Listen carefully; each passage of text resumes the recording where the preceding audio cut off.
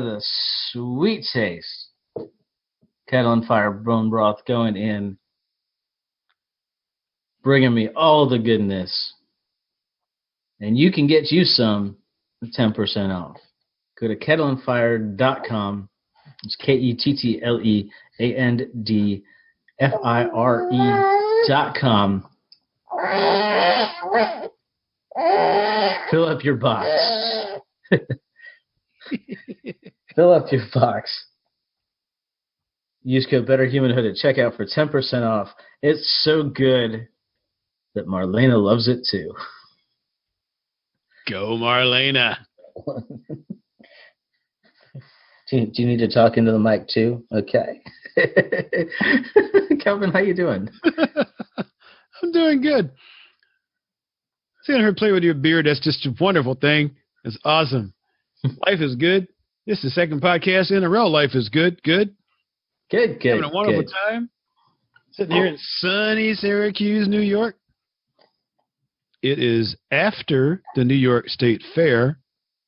And I think we've had the discussion that Mother Nature knows when the fair ends and therefore picks that moment, generally that afternoon, to change the weather. And not for the better unless you are a skier. Well, that afternoon we had pounding rain and thunderstorms, and then the temperature dropped a little bit. But it was wonderful, and I'm glad to be here. I'm living and smiling and breathing and moving around on my own power, and, it doesn't get a whole lot better than that. Sweet. Well, when this episode drops, actually, we'll be in Syracuse. Probably freezing our buns off because I looked at the weather and we don't see those temperatures like ever. Yeah, there were numbers I didn't really understand anymore. Really? Did they have nothing had a minus in front of it, right? No, but some of them started with 4, and I'm like, really? What's up with that? 4? 4. Like 41. Get out. And well, yeah, that's us. But sometimes it doesn't get that low here, like in the middle of winter. Really? So yeah. But anyway, I hope everybody survived their Friday the 13th. I was disappointed to find out that despite all the years of lore that I've heard, there is nothing Masonic about the Friday the 13th myth. Really? Yeah, lied on the Masons again. Like we always are told that Friday the 13th was the day that the Templars got raided, and so that's why it's a bad day. But no, actually, it comes from a novel written in the early 20th century about a stock market crash on a Friday the 13th, and that is the whole origin myth of Friday the 13th as a bad day. Really? Yeah. You mean we can start partying now? Yeah. I know there's a lot of movies made about bad Friday the 13th, but I think they're related to that. And, there's plenty of lore throughout history about Friday being a bad day and about the 13th of the month being a bad day. But the two were never put together until this one novel in like 1905 or 1907 or something. Oh. Just stuff to keep you jumping. Well, there you go. It's nice to know that things are okay. Yeah. Things are good here, and so good that I think we should roll some music. All right.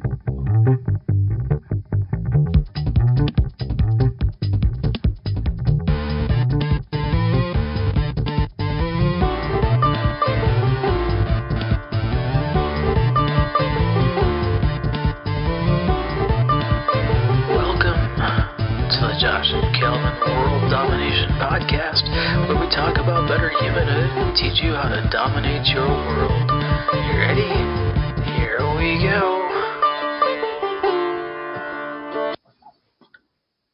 You know, one of the things that I've been thinking a lot about, particularly in this day of social media squabbling and general angst, is that there is not a finite amount of awesome in the world. Yeah, it seems like for so many people, in order to elevate themselves, they need to put somebody else down. But it's just not true. Like, you can be awesome and I can still be awesome.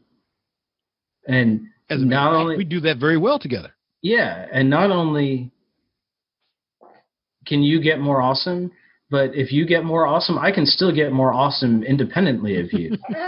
You know, we can help each other get more awesome, but, you know, there's not like an awesome quota.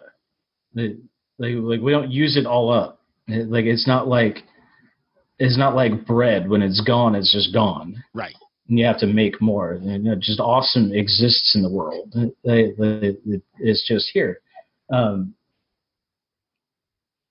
Yeah, it makes me think of this Thomas Jefferson quote about a lot of people actually think this is about intellectual property, that he was against copyright protection and stuff.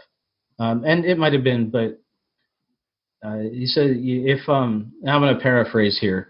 Okay. If I take my candle and light your candle with it, my light doesn't diminish. Right. So if you think about that, you know, I got a candle is lit. I got full flame. You have a candle that's unlit.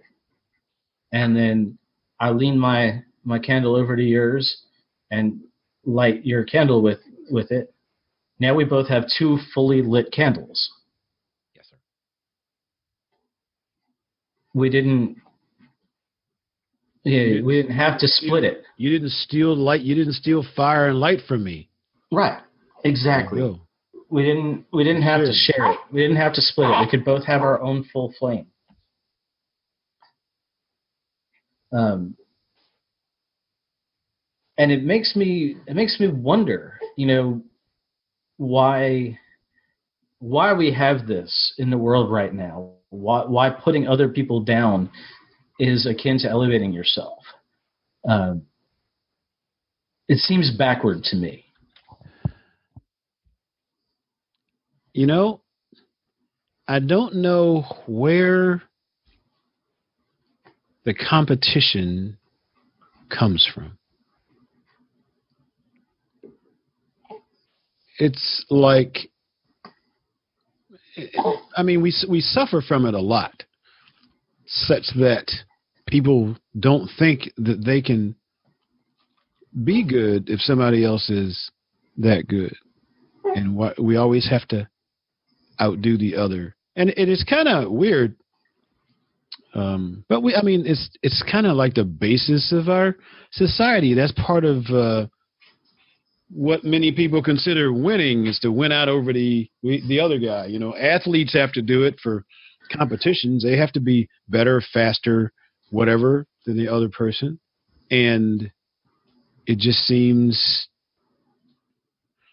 that in order to, I mean, you can't be just like, people can't have two choices. They have to go for the best. And you have to be the best or you're not worthy. And that's not true. Right. And so Peter Diamandis and Stephen Kotler wrote this book called Abundance. And the point of the book is, when you help the people who, you know, have the least, it really brings up the whole world. Yes. They actually seek to they change Maslow's hierarchy of needs. and really just redesign the whole thing. And I won't get into their new kind of pyramid, but think about it this way. There are a lot of countries in the world where it's hard to get clean water. Right. So maybe mama has to wake up every day and walk 5 miles to the lake and fill some buckets, or the stream or whatever, and then bring that back. And that's your drinking water and washing water and cooking water for the day. Right. And then, after that 10 miles of walking, then the day can start. But you put clean water in people's pockets. Now they don't have to worry first about going to get the water, and then second about all the diseases that come from things like reusing dirty water. And then they can start solving some of the problems in the world that we're still struggling with. Getting cheap cell phones and creating new businesses and that kind of thing. That really is the point. You bring people up, you can also benefit from it. Why would you not want more minds working on problems that you could benefit from? Why keep those people down? Right. And I don't know. Why do you suppose that is? Where's that model come from? I think I think it might be a little bit insecurity for some people, but really, what I think it comes from is people see themselves as static. If we assign a point level to awesome, just so that we have a scale, right? If I am 50 awesome, then in order to feel like I am as awesome as I can be, I got to make sure that as few people as possible get all the way up to 50 awesome. Yeah. So if somebody's only 20 awesome, great, keep them down there. If somebody's at 70 awesome, well, I got to find out how to get 21 of their awesome points so that I'm more awesome than they are. Got to tear them down. Meanwhile, here's the thing. If I'm 50 awesome right now, I could work my way up and be 100 awesome tomorrow or next week.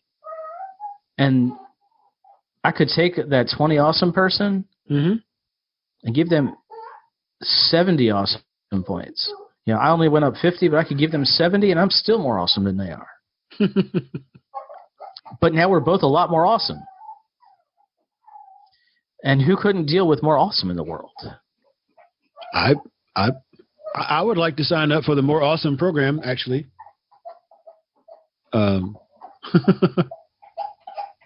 Just because I like that.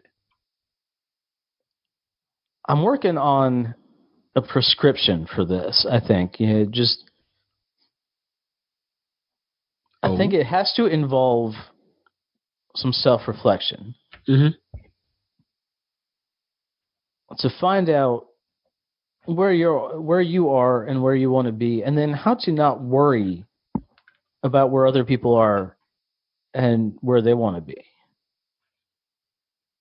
Because I think our best goals are making ourselves a little better each day. And if we can bring other people up with us, I think that's useful.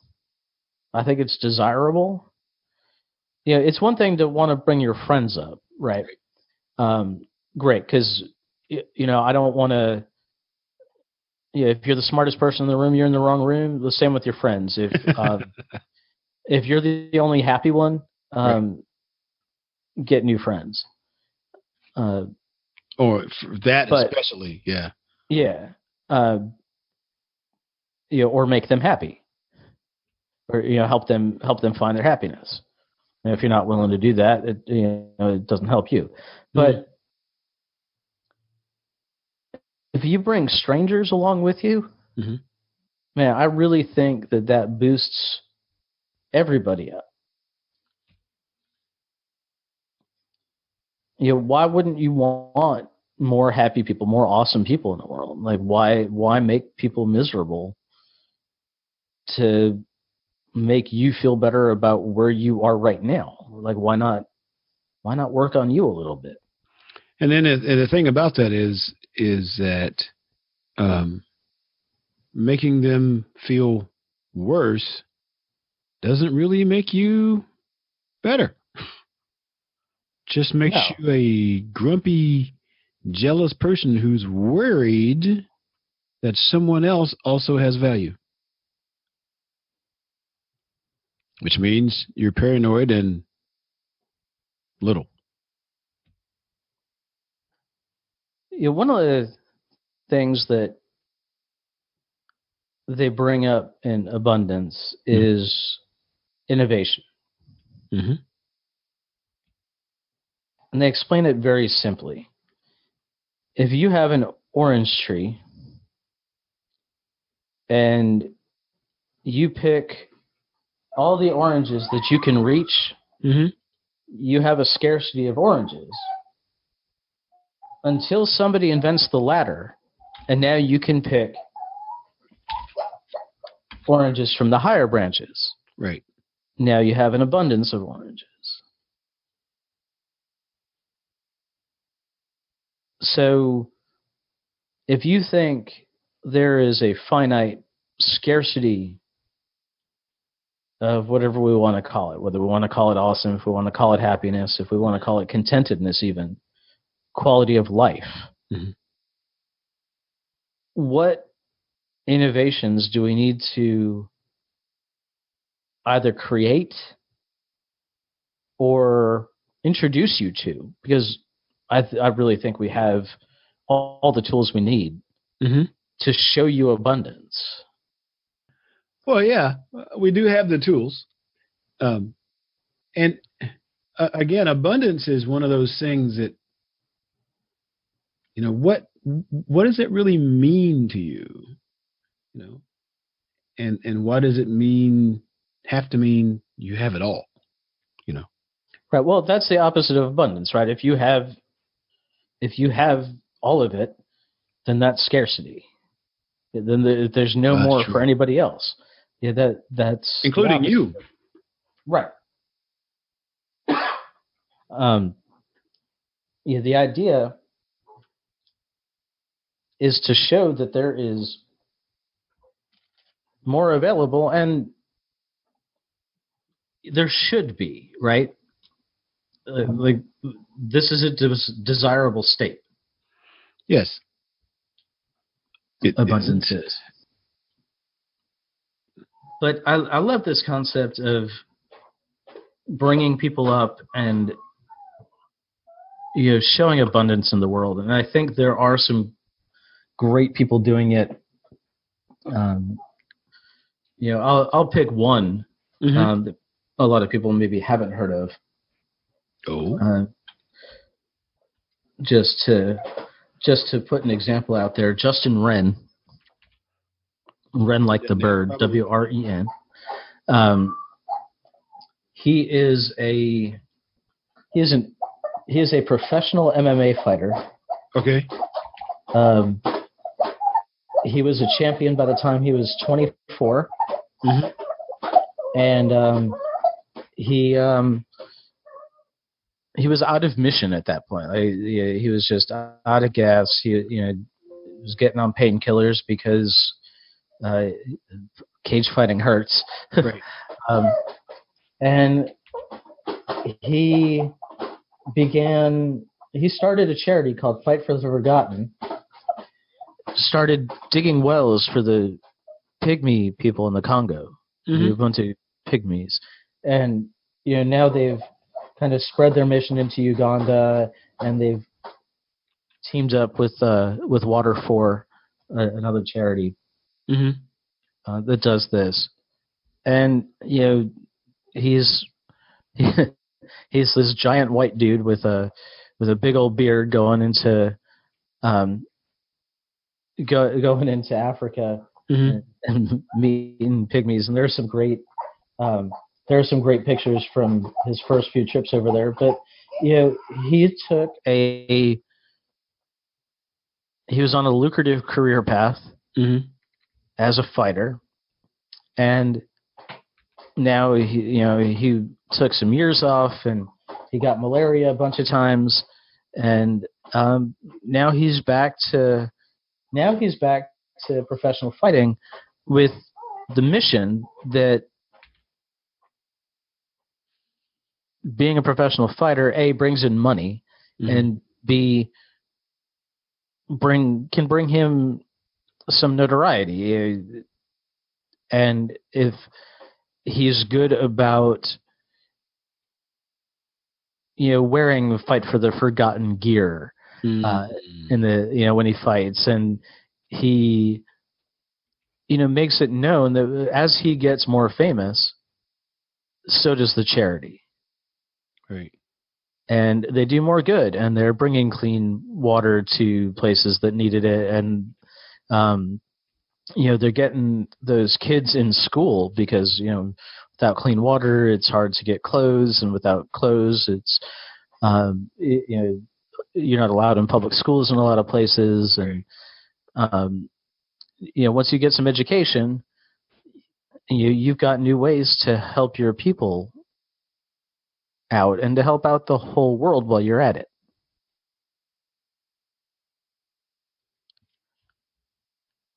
And he's been doing that for, not terribly long. He's still young. Probably, I'm sure it's less than a decade, but we'll confirm stuff for the show notes. It was just curiosity, but it's nice to hear that, and we don't hear about a lot of that kind of thing. But I guess, and I'm not even sure, some of the people who are doing it like that sort of don't want it known, and I guess that's because they just don't feel that necessarily that their personal contribution is, they're not looking for fame and notoriety for that. They just want to help people and do things. Right. But sometimes that fame and notoriety can shed light on the cause, and, that fame and notoriety used properly can shed light on the cause and really get it some help. True. Very true. So, not a tiny bit of awesome. Yeah. So infinite awesome. That should be a bumper sticker we do. We should put that on the Better Humanhood shirts. Better Humanhood with infinite awesome. Yeah, we'll see if we can get. Hey, anybody out there is a designer, get us some infinite awesome. Infinite awesome designs for a T-shirt. We'll definitely wear some of that. Like it. Yeah. So, from a prescriptive sense, take a look at how you're treating others and how that makes you feel, and do you get a rise out of putting people down? And if you do you think maybe you could get a bigger rise out of helping people out? Helping people is what I'm all about. I guess it's kind of that's part of my metaphor for life. Right. Well, why do you do it? Why do you help people out? Yeah. I just like to see people win. My whole platform is, master your mindset, master your life. And I think everybody deserves to feel good about themselves and to feel good about life. So if I can help someone, I do, to the extent that I have. I can't necessarily help everybody, not monetarily, but I can help a lot of people with mindset and stuff like that. And to help see that they have value in and of themselves, and the things that they do are good. And so isn't it nice? It makes me feel good to help somebody else feel good. And isn't it nice to live in a world where there are more people who feel good about themselves? Oh, absolutely. Yeah, it's a much happier place to exist. It is a nice, happier, much happier place to exist. And safer. That too. And safer, yeah. So I like the infinite awesome concept. We should do something with that before the podcast comes out. Okay, so hey, next week, unless something goes wrong with the scheduling, we were talking a couple of weeks ago about our old friend Wilda Rivera and the great things that she's doing. But she'll be joining us next week on the podcast. Awesome. To let us know about that stuff. So we're excited for that. It was something that we said we were going to make happen, and it's happening. She was excited to come back on and talk about what she's got going on. So look forward to that next week. And in the meantime, you can go get yourself some Kettle and Fire bone broth, some soups for the fall. Go to kettleandfire.com. Use code BetterHumanhood at checkout for 10% off. Come by the show notes at jkwdpodcast.com, and we will see you next time. Bye-bye.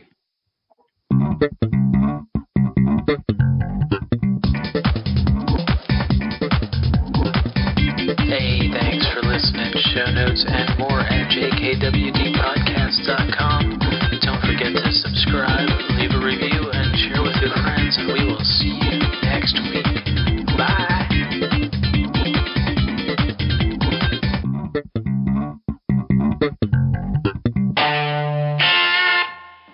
A Better Humanhood production.